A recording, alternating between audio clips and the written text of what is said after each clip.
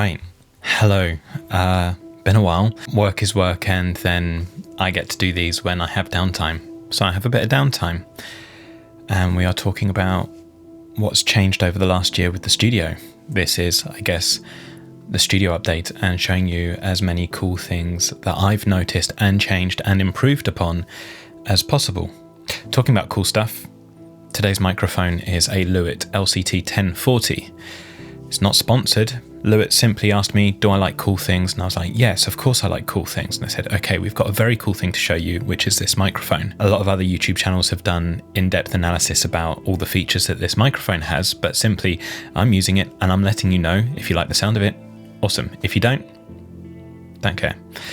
That's the microphone we're using today. Enjoy. Studios. About this time a year ago, I completely revamped my mix studio. This involved actually taking parts of the room out and redoing everything.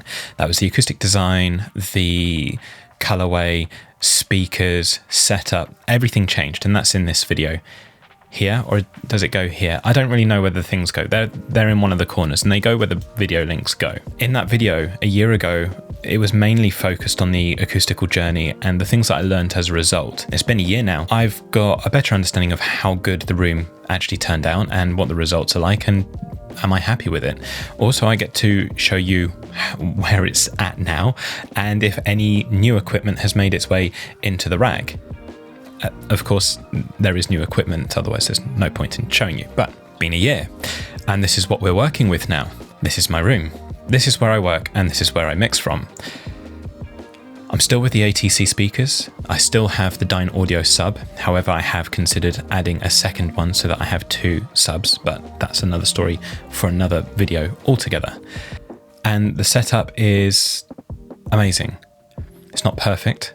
I don't think I need it to be perfect, but it's doing new jobs for me now that I didn't realize that I needed to hear and information that I needed to have access to. I think the biggest change that has happened over the last year, aside from getting used to the room, is actually I've swapped my iMac Pro, which is now in my home, which I'll get onto in a minute, from Mac Studio. Now, the reason why my iMac Pro is sat behind me is actually I have two spaces now.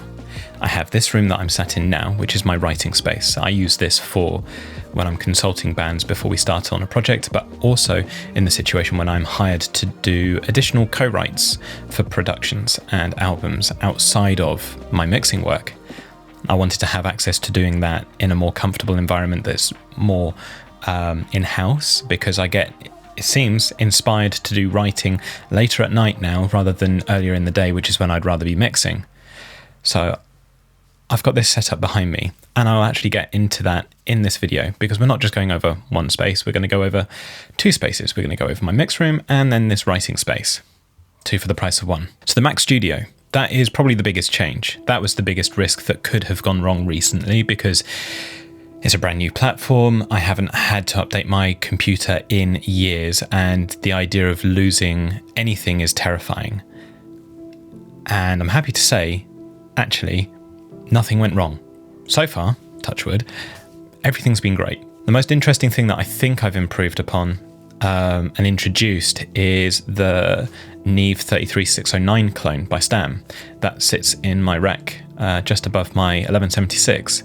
I introduced that because over the year that I had been working in the studio, I'd been wanting to introduce a final stage of compression and tone to my mixes, where I could replace 4 or 5 plugins that I was using to kind of recreate the same thing. Point being is that having it in a box that's doing it immediately and not having to hope that the algorithm is correct or that the processing is correct or that the plugin will get updated in time just made life a lot easier. And so far, I've had it on the setting that you're seeing now for the entire time. It only needs to do between 1 and 3 dB of gain reduction in a dual mono configuration. That means the two sides aren't linked, which kind of makes the mixes feel a little bit wider.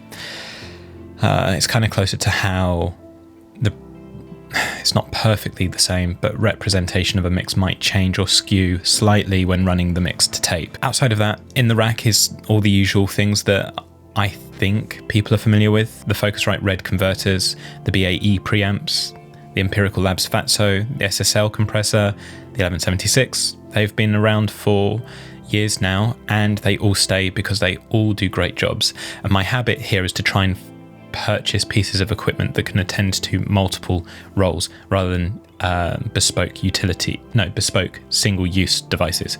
I prefer utility pieces or things that I can just set and forget, and that's what I've got in my rack now. If you're curious about the settings that I might use for the SSL, that's in another video in a pop-up from when I first got it. Please do excuse the video quality. It was quite some time ago now. But outside of that, the studio has not needed to change a lot, and that's a really good sign. It means that I simply managed to sit down and focus and get on with work, and outside of changing the computer, had I not needed to do that, I don't think anything would have changed. So it means job well done. Essentially, everything that I took out of the studio from the update ended up here. We've got the Amphions still, and we've got the iMac Pro, we've got the Novation Peak synth over here, and over my shoulder is the Quad Cortex, which is running as the interface. I know it sounds a bit weird, not using the Quad Cortex for guitar and mainly using it for synth and a vocal preamp, but that seems to be where I've landed with it. Everything that I've got here now has a new lease of life, which honestly suits me to a T. I don't really like spending money and then it going to waste. I'd rather get the most use out of everything that I've got. Anything that you see in this video, if it's here, I've had it for a very long time, and it's really unlikely that I'm going to sell it. They are staple pieces for my workflow, especially from a creative point of view. I have an awful lot of guitar pedals over my shoulder on the floor and mess, but you can have a look at what's in here and they're staying. So unless I tell you that they've gone, they're here and I like them. So how about I'll show you what this setup has done for me recently. The setup, I've actually been showing people on Instagram, on daily stories. As I'm writing, as I'm coming up with new sounds and finding places for them in records that I'm working on, I'm showing Instagram. So if you want to see the daily incremental updates, that's a place to be. I also do the same for mixes. For those of you that cannot be bothered, let me introduce you to the sounds that the rig has been making.